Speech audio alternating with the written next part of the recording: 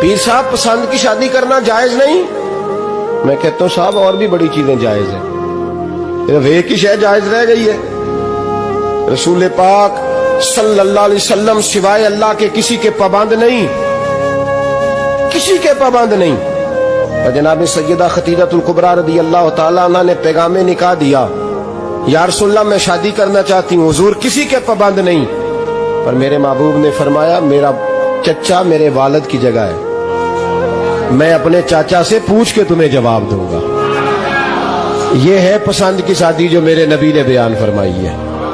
تو سارا کچھ کراس کر کر کے گزر جاتا ہے، یہاں تو حال یہ ہے کہ پالنے والا کوئی اور سائے میں بیٹھنے والا، باغ تیرے دی کر کر راکھی میں ساری عمر گزاری، تو جدوں اے پھل پکن تے آیا تے لے گئے ہور بپاری۔ اور بیٹا گزرتا ہے اماں کے دروازے کے آگے سے، اماں کے دروازے کے آگے بیٹا امرود لے کے آیا ہے 6 کلو، توجہ ہے میری بات پر؟ ادھر دیکھیں جی، چھوڑیں تھوڑی دیر ہماری سنیں۔ وہ امرود لے کے آیا 5-6 کلو، تو اماں کے دروازے کے قریب سے گزر گیا رات کو،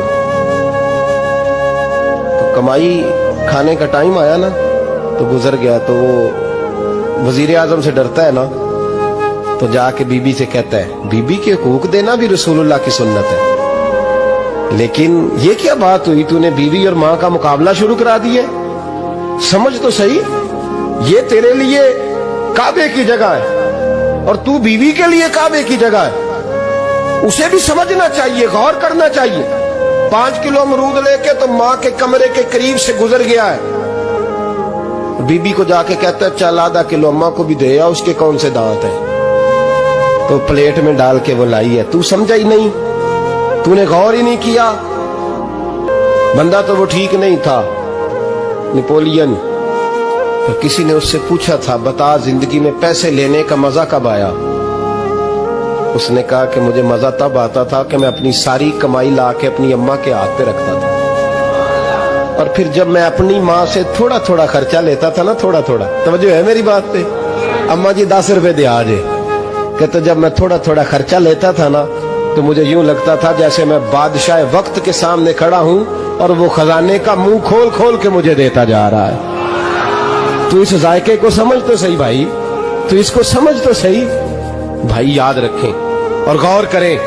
ماں اور باپ، اور پھر یہ بھی سن لیں، نبی پاک صلی اللہ تعالی علیہ وآلہ وسلم نے ماں باپ کے لیے فرمایا ہما جنتک و نارک، یہی تیری جنت ہے اور یہی تیرے لیے جہنم ہے۔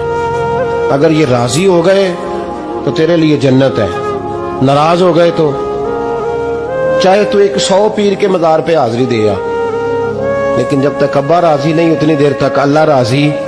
یہ حدیث پاک ہے، حضور نے فرمایا جس کے والد راضی اس کا اللہ راضی، اور جس کا باپ ناراض اس کا اللہ، ہاں بے شک۔ اب یہ حدیث